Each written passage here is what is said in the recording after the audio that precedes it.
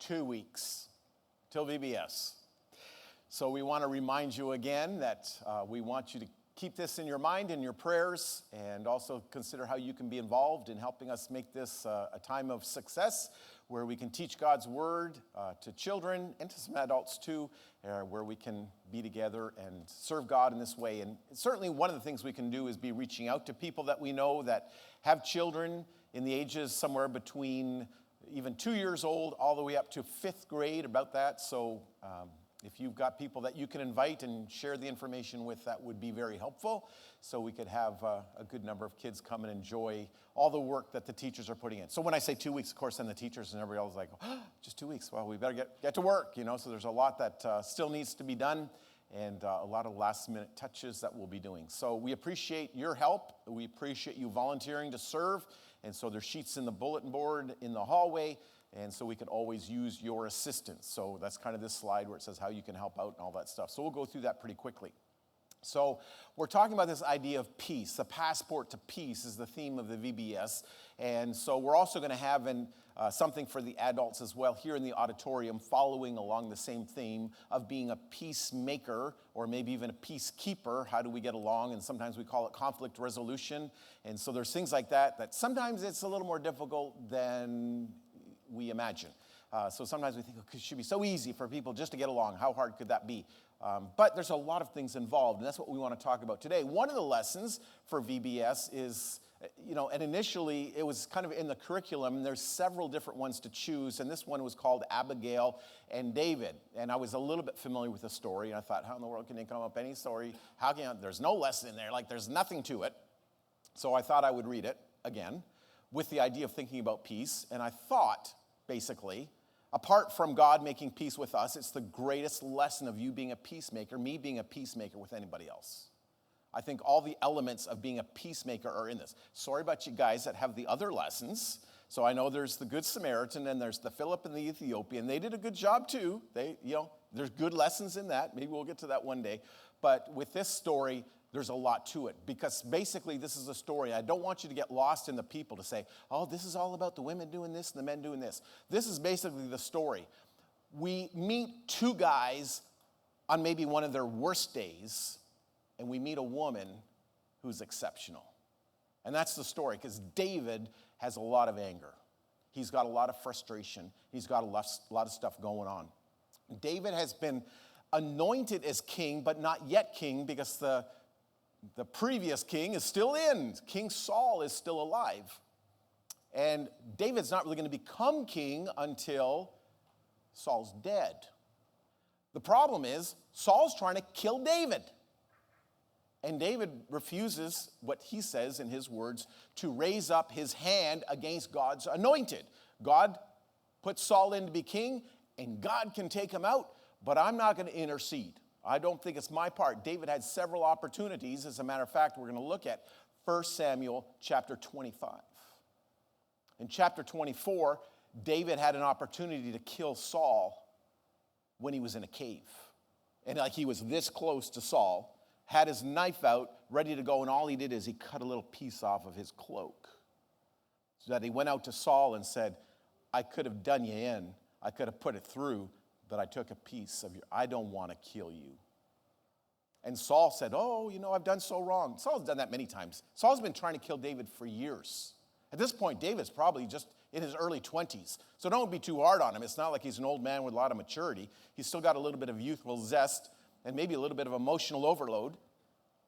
But this is chapter 25 is what we're going to talk about today. The problem is in chapter 26, Saul is still after David. And David has another time where he and his army went in, just a few guys initially went in to right where Saul was sleeping in the middle of the night. And David's man says, listen, David, you say the word, I got the spear. I'll put it through him. I'm not going to have to do it a second time. I know what to do. I know what I'm doing. I can put his lights out right now. And David's like, no, we're not doing that. It's crazy. Because sandwiched between this story of chapter 24 and 26, you'll never guess what there is. Chapter 25. And what it's talking about is conflict. How do we handle conflict? So this is the key verse that we talked about before. Let us therefore make every effort to do what leads to peace and mutual edification. What are we doing to do that?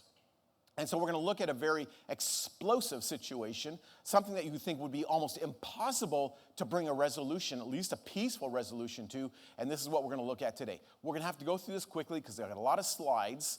They're all from the verses here that are going to help us put the pieces together. Verse 1, 1 Samuel chapter 25 says this. This is important. Samuel died. Well, who's Samuel? Samuel's the guy who anointed David. Samuel is the spiritual leader. Samuel is David's mentor. He's David's friend. Samuel's the one that probably David feels like he's kind of kept Saul in a little bit of, control, kind of tempered him down because Samuel's the one who appointed Saul. And Samuel had no problem rebuking Saul. God was working through Samuel and everybody knew it. He had a lot of respect. So now Samuel's gone. Now what? What would you feel? Feel a lot of emptiness, sorrow, wondering what's going to happen next. My best friend, the guy I really trusted in, the guy who I looked up to, now he's gone. David's got a lot of emotion going on inside. So what happened is David went back into hiding, basically amongst all the desert area. Sometimes it was in the mountainous areas, in the caves, and so he is there, but what had happened is there's a man now. He says he was very rich, 3,000 sheep and 1,000 goats. So he had a lot of stuff. He had more than enough. We're going to find out who this guy is, but he's very wealthy. David is on the run, does not have enough. He only has 600 men that he has to take care of every day and feed and all that stuff. So what they do is they have this arrangement that they provide protection for the local ranchers. But we're going to find out about this man named Nabal. Okay, so this is the man who owns all this stuff, owns the land, has his little, population going on. We don't know if it was like a little city or just a really big family. So the man's name is Nabal. His wife was Abigail. The woman was discerning and beautiful. She was wise. She could think things through. She was very intelligent, and she knew how to make peace. Well, she kind of would have to know how to do that, working and living with and actually being married to this guy named Nabal, which, on the other hand, exact polar opposites. He was harsh and behaved badly. In other words, he was not a very good person. He didn't care about people. He only cared about himself. He didn't even care about his wife. He didn't care about his servants. He didn't care about anybody. He was just looking out for number one. And he thought, I've made all this stuff, and I am, and I'm good. The interesting thing is, last word there is, he's of the tribe of Caleb. Caleb is from the tribe of Judah. Now, Caleb, you remember Joshua, Caleb? That's the Caleb we're talking about.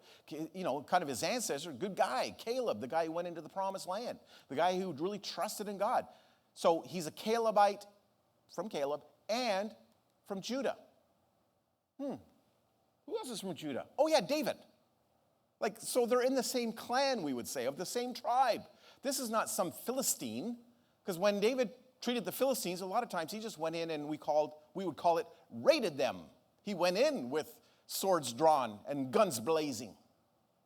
But no, this is kind of a brother. This is an ancestor. This is a kin. We're not going to treat him like that. So what he does is he ends up watching all of his animals, especially during the sheep shearing season. So you can imagine all these animals. You've got a lot of workers, but you've also got the problem with prey coming in to take the animals. You've got the problem with other ranchers and maybe some outlaw felons coming in to steal from your ranch, steal from the fields and the flocks. And David's providing protection. David told him, I'm providing protection. David's servants even realized, yes, he's done a lot. He actually became like a wall around us, protecting us. And so as the story unfolds, we're going to find out what happens. In verse 5 and 6, David sent 10 of his men to Nabal to say, we've been there working, guarding your fields, and now we've come to see if there's anything that you can share with us. Can you reward us? Or maybe seeking payment for the work that they've done. Or maybe it's just while they have worked, it's like, well, you are an Israelite and you follow the law of Moses. Even that says that you would be hospitable to people that come in from afar and that you would treat them well and at least provide food and lodging. David's saying, I don't need the lodging. Can you spare some food? We're hungry, but we've been working for you. We've been protecting your assets. And so he comes and he says, he tells his people, you guys go in, these 10 people, we're from David, go in David's name. And David says, say this, peace to you, peace to your house, peace to all that you have. This peace, what's he saying? Shalom, that's our word, shalom. He wants them to have peace. And then he expresses the idea of, we're just here to see if you will share a little bit of what you have because the men are hungry. And so Nabal, being the wise guy that he is, and I don't mean like wise guy, I mean wise guy. He's just a bad guy, right? So this is what he would say. This is his response. Listen to what he says. The first thing he says is, who is David? And who is the son of Jesse? So he's saying, who is David? Now, you and I know who David is. He's the son of Jesse. So if he knows David's the son of Jesse, he knows who David is. But he's like, I don't know who David is. David who? What's his last name? Where'd he come from? We don't know anything about him. He knows about David. Do you know how I know he knows about David? Eventually, Abigail's going to go talk to David, and she knows all about David. She knows his past. She knows his history. She knows his appointment. She knows God's working. She knows a lot about David. And to tell me that Nabal knows nothing about David, he's just playing the fool. Well, I don't know about David. Why would I share my stuff with him?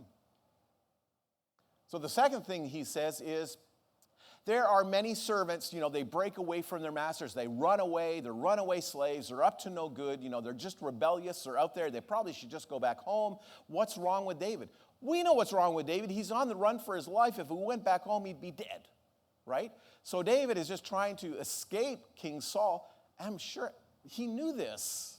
Like, this is kind of well known throughout the area of what's going on with King Saul and the next king, which would be David. So he says, well, he's probably a good-for-nothing slave that's just, on the run. Why should I help him? And the third thing he says, which is also very nice, well, why should I take my bread? Now, you remember what we kind of said in Nabal? So can we call maybe a fool's reply? But can we also maybe call him a rich fool? Oh, no, we couldn't call him that because there's some other guy in the Bible, in the New Testament, that's called the rich fool. And you remember him? What shall I do with all of my produce and all the things that I have? And I will tear down my barns, and I will build big barns, and I will take my ease, and I will say, let's eat, drink, and I will be merry, and it's all me. Look what Nabal says. Shall I take my bread, my water, my meat for my slaves, give them to men who've not come from? I don't know. I don't even know where these men have come from. So the servants of David say, okay, is that your final answer? Okay, so that's it. We'll go back and tell David. So when they go back and tell David, can I just say something? David's not having a good day. Things are not going well. The thing is, when people have problems, when people have issues, when stuff rises up in people, sometimes it's good to know, and I'm not saying anybody could have never known everything about David, but we can reading the story. There's a lot of stuff going on with David. You say, like what? But now as we look at this, we think about how this works. With this man named Nabal, because he is an evil man. Even his own servants say he's an evil man, right? So his servant says, our master, he railed against him. Our master's such a worthless one. No one can even speak to him. We can't reason with him. We can't talk with him. And he has returned to me evil for good. This is David's response now. And his other response is, the response was, later on we find out he was having a big party. He was getting drunk. I mean, he's just a wild and crazy guy, the Nabal. So he's just a fool. But David, again, he's got his issues. Nabal's got his issues. So this is David's condition. First of all, he's grieving the loss of a mentor and friend. That's where we started, verse 1. He's away from home, his family, and friends. So again, the people that he's comfortable with, the people he knows, the people that love him, the people that support him, he's got none of that. He's basically running around with like 600 fugitives, right? People that were discontented and nowhere to go, and they're with David. And so David doesn't have family. I initially had the word he's not with his friend. Remember Jonathan? I mean, they were very, very close friends. He's not seen Jonathan in probably a couple years, right? So he's out on the run. He's a young guy, continually assassination attempts on his life, dishonored and rejected by Nabal. He's hungry and tired. He has unresolved conflict in his life. He has unanswered prayer by God on what to do with Saul. And so what we say is he has displaced anger because he knows he can't take it out on Saul. He's already figured that out. But maybe I can take out my anger on somebody else. Sometimes that's what conflict's all about. You think it's about you. When somebody's mad at you, well, maybe they're not really that mad at you. They're mad at other stuff. They're mad at other people. They're mad at events. Maybe they're just mad at themselves. And it comes out like they're mad at you, that they got a problem with you. They got something to say to you. They got an issue with you. Well, no, maybe the issue is actually not with you. And maybe David's big issue was not really against Nabal, it was against everything else. But sometimes if we can understand where people are coming from emotionally, it may help to resolve a conflict. This is what David's going through. Well, this is the next part. Nabal's servant figure out what's going on. And they know that David's going to be mad and David's coming for blood. David's angry. He's upset. So this servant goes to Abigail. This is Nabal's wife, the fool's wife. But she is the one who is not only beautiful, but she's very intelligent. She's very smart. She's bright. She's going to be able to handle this situation. And so the servant says to her, now therefore know this and consider what you should do. For harm is determined against all of our master and against all of his house. So he's saying to Abigail, rehearses the whole thing of what's happening. You got to do something. That's quite a compliment, isn't it? Like, who do you think I am? What can I do? I'm not even involved in this, but he says, you got to do something. If somebody's going to do something, it's going to be you. We can't really go to Nabal because no one can even reason with him. He won't listen. He's hard-hearted. He's hard, stiff-necked, and he's probably half drunk by now anyway. So there's nothing we can do with him. You got to do something. And so she realizes she's got to act. So the next verse says, verse 18, Abigail made haste. In other words, she acted quickly. It's not like, well, we can pray on this for 3 or 4 days. Let's have a Bible study. Maybe we can get the council of elders together and we can talk about it. And maybe in 3 or 4 weeks we can come up with a peace resolution. We can have it all written out. We can go on. Like David's on his way now to kill all of the men in the city. And I know it sounds kind of harsh. Good luck with the VBS. Anyway, David's, you think he's kind of out of his mind. Again, he's anger overload. He's got issues going on in his heart. And he's like, okay, this guy's not going to feed me dinner. I'm going to kill all the men. It's over. And so this is what he's going to do. And so she's like, well, she took 200 loaves and 2 skins of wine, 5 sheep, ready and prepared, 5 seahs of parched grain, 100 clusters of raisins, and 200 cakes of figs. She was busy in the kitchen. Actually, she wasn't. Because you remember what they were doing? They were having a feast. And when you have a feast, you have all kinds of food. You have overload of food. You have enough for seconds and thirds. And you have food everywhere because you're having a huge party. So the food's already prepared. But what she's saying is, we're going to take the prepared food. Not all of it. It seems like maybe Nabal had so much food. It's like he didn't even miss this when it was gone. And of course, he's a little tipsy anyway. He wouldn't even understand. But anyway, takes food. Why is she taking food? Hang on. David wants food. He said he was hungry, right? So she realizes, I've got to act quickly. First thing we need to do is get them food. It seems like a pretty simple solution, but sometimes people are really, really angry because they're hungry, right? So, some of you wives got that figured out with your husbands. If I can have some good food ready when he comes home, at least we can make things good, right? Or the husband can be like, well, maybe I can stop home on the way from work and I'll pick up the stuff from the restaurant and bring it home. Right? Food does a lot to bring peace, reconciliation. So she's preparing food. She's going to send the people out with the food, and she's going to come and speak with David. And when Abigail saw David, she hurried down from her donkey and fell before David on her face and bowed down to the ground. Oh, I don't know. Why'd she do that? Am I saying it's because she's a woman? No, not at all. I'm saying that because she wants to make peace. I don't care if you're a man or a woman. In this situation, you would go down and do this. Why would you do this? Because David has been rejected. He's been mistreated by Nabal. He's been dishonored. So what does this do to him? He's like, who is this? Like, she's treating me like a king. She's treating me like I'm valuable, like I'm important. That, now you can say, well, did she really need to do that? No, she could have just walked up to David and said, look here, mister, we're doing it my way. It probably wouldn't have worked. Because where's David at? She has to understand his emotional position, and she's going to say, I'm going to go and meet that, find out where he's at, and I'm going to respond properly. So that's what she does. Again, not because she's a woman. Now, she realizes, she'll even say, I am subservient to David because he's going to be the next king. Not just because he's a man. He's going to be the king. And this is kind of the way you treat kings, right? So she's treating him like he's a king because in David's mind, he's kind of going to be the king, right? So it's humility is what we say, all right? So she fell at his feet and said, on me alone, Lord, be the guilt.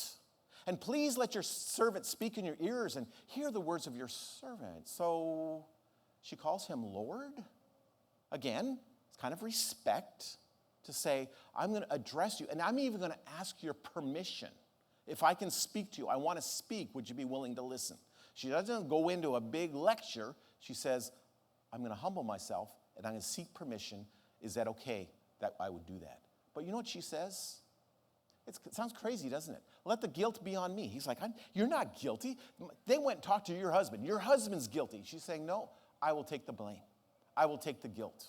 And you say, well, where does that come from? Maybe she's saying this.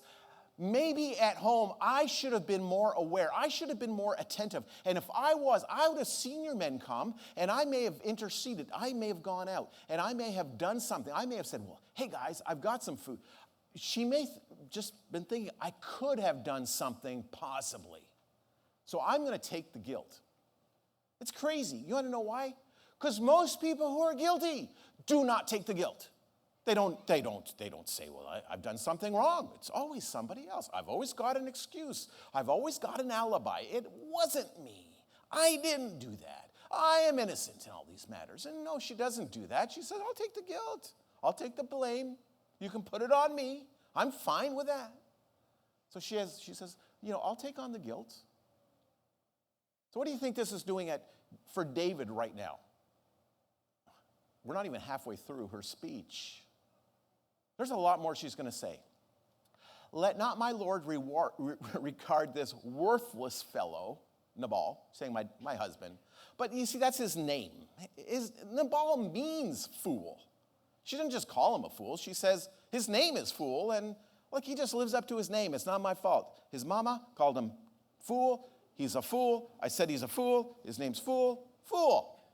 You got it? So he's just saying, we could think of other derogatory words we can call him, and they all fit, right? He's just not a very bright guy. He's not a people person. He doesn't care about anybody. He doesn't think about anybody else. So he's quite the fool. And folly is with him, but I, your servant, did not see the young men of my Lord. I didn't see them when they came. So if I saw them, we would have treated them differently. I would have interceded. I would have done something to help your men out, to find out what they needed, and I would have made sure that they were taken care of. Now then, my Lord, as the Lord lives and as your soul lives, because the Lord has restrained you from bloodshed. Hang on. What are you saying? The Lord, David, the Lord has restrained you from bloodshed. He's like, I'm on my way to kill people. What do you mean restrain me? She's telling him, you're not going. You are not going there to do bloodshed. And I'll tell you why. Because the Lord sent me. I'm not here on behalf of Nabal. I'm not here on behalf of his family or his men or his servants or his sheep shearers. I'm not here on behalf of myself. I'm here on behalf of the Lord. I'm telling you, this is what the Lord wants you to do. Apparently, she'd been in Bible class and been listening very carefully, a lot more than Nabal.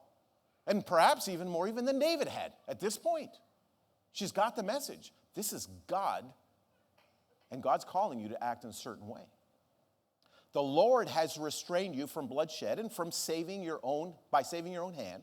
From now then, let your enemies and those who seek you to do evil to my Lord be as Nabal. In other words, you can let God take care of it. You don't have to lash out. You can trust it. You remember trusting in God?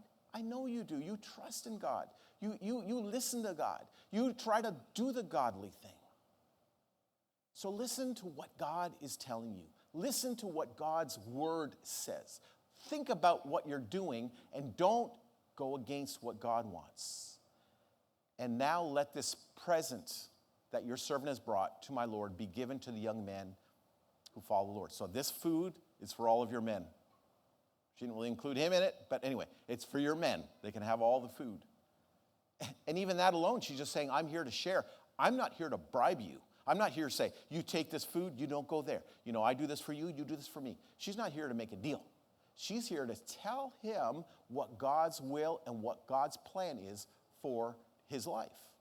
Please forgive the trespass of your servant, for the Lord will certainly make my Lord a sure house, because the Lord is fighting the battle of the Lord. My Lord, so that's David, is fighting the battles of the Lord, and evil should not be found in you as long as you live. So again, God is working through you, but you got to make sure you don't step ahead of God. You don't step around God. God is working. Let God work. You don't have to step in and do it yourself. You don't have to say, this is me. You know, it's all about me. My feelings are hurt. You know, he hurt my pride. He didn't provide for us. But we didn't even ask for that much. I mean, what's wrong with that guy, you know? But you don't have to get even. You don't have to be the one going out. Let God take care of it. Well, she's not done yet. She's just really trying to make the case. If men rise up and pursue you and seek your life, the life of my Lord shall be bound in the bundle of the living in the care of the Lord your God, and the lives of your enemies he shall sling out as from the hollow of a sling. So he's saying, you have seen God work in the past. You've seen God take care of the enemies. You've seen God rise up. You've seen God take. Because you remember, hang on, what is this sling, really? She brings up the sling. Oh, yeah. That was only a few years earlier when David was probably 15, 16, 17 years old. David and Goliath. Well, who took care of the sling that day? Well, that was God.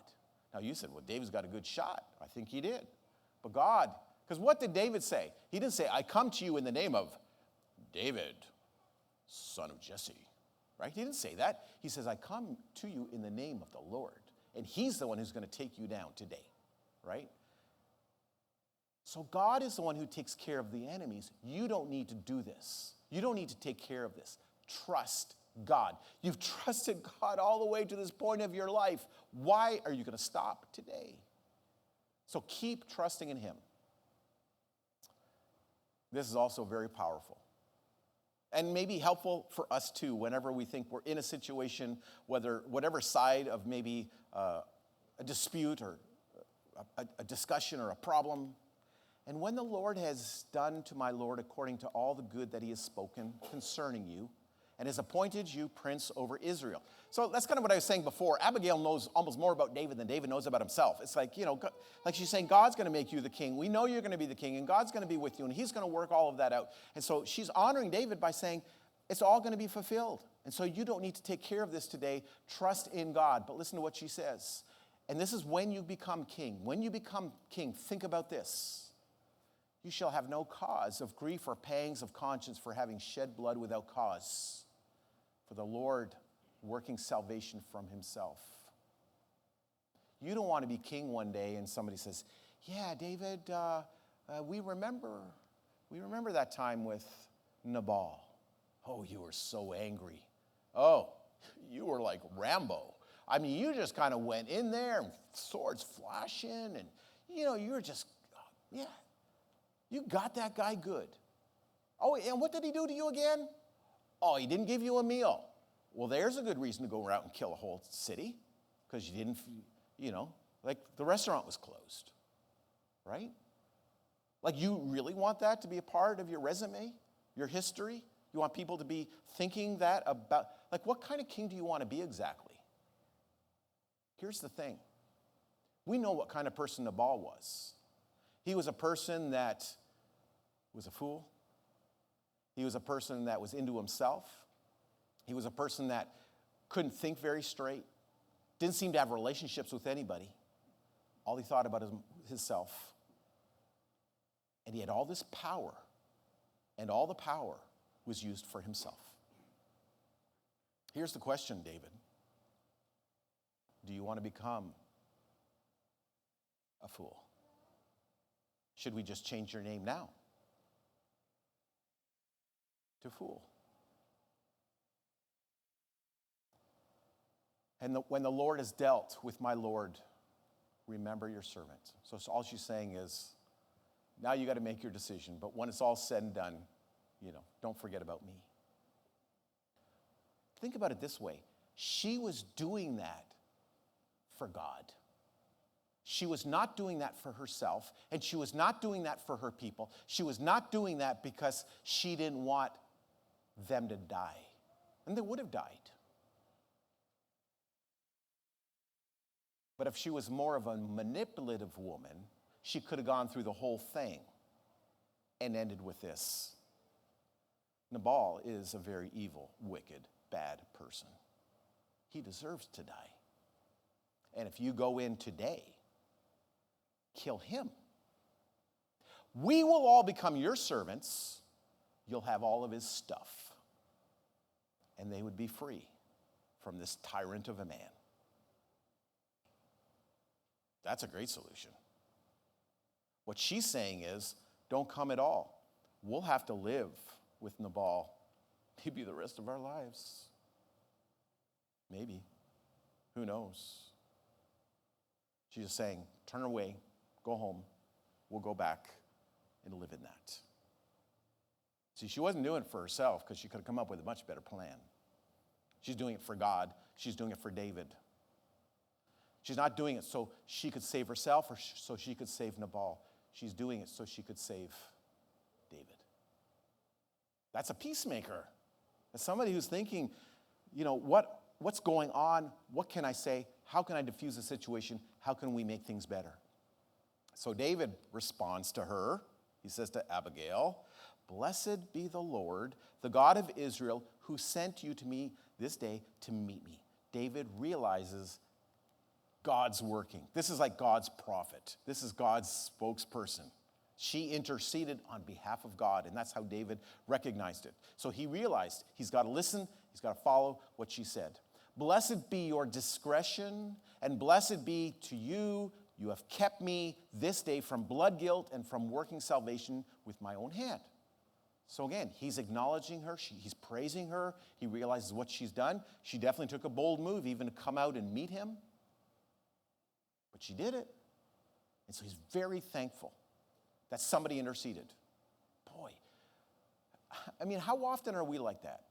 Somebody, we're going to go out and do some very foolish thing, and somebody intercedes. How often do we say thankful? Thank you. I appreciate it. I'm glad you got involved. I'm glad you had the courage to stand up.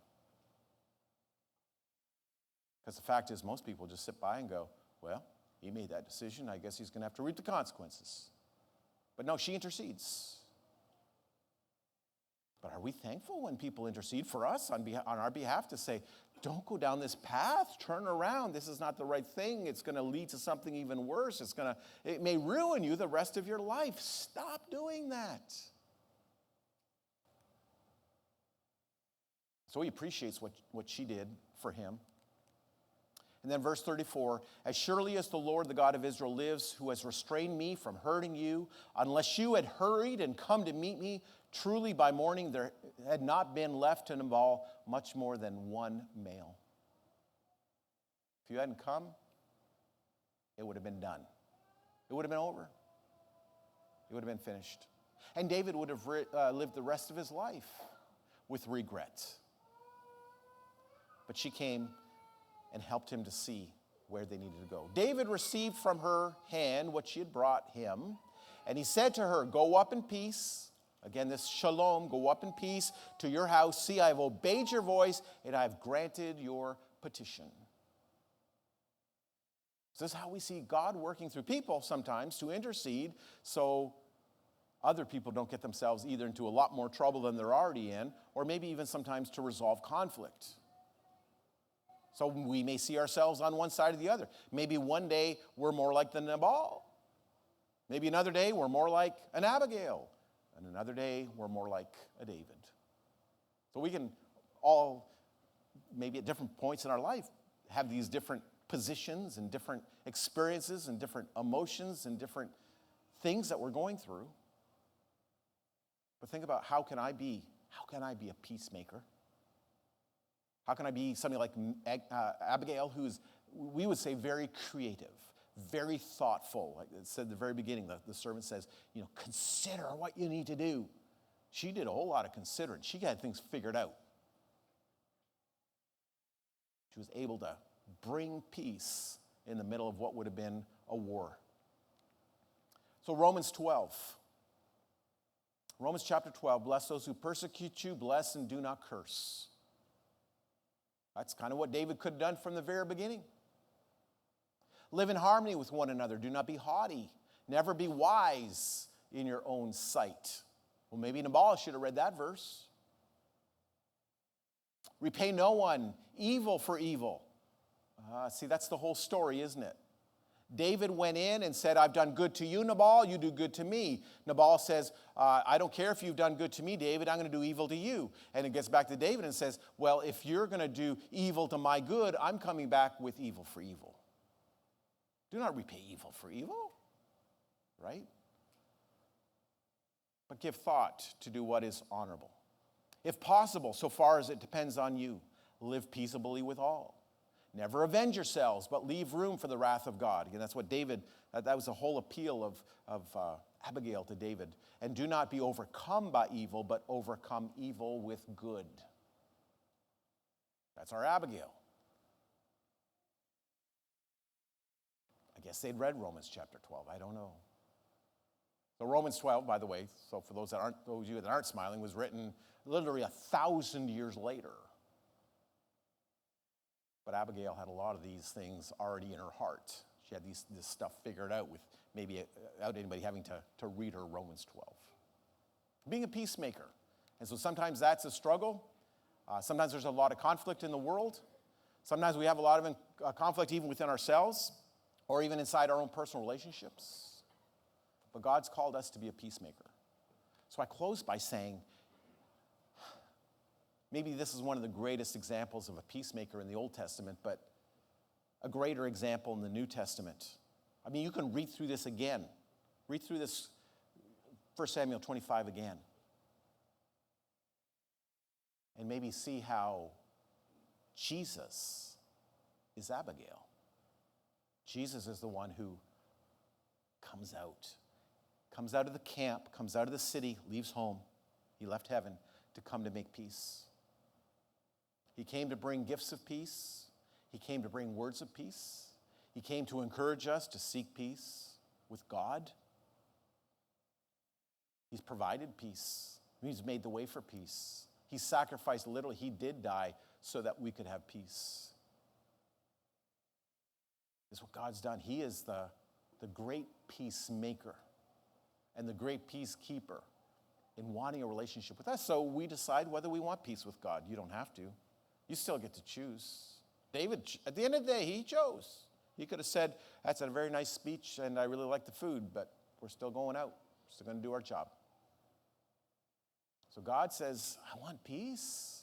I'm going to send my son so we can have peace. So God just says this right now. Do you want peace? Do you want peace with God? It's yours to choose.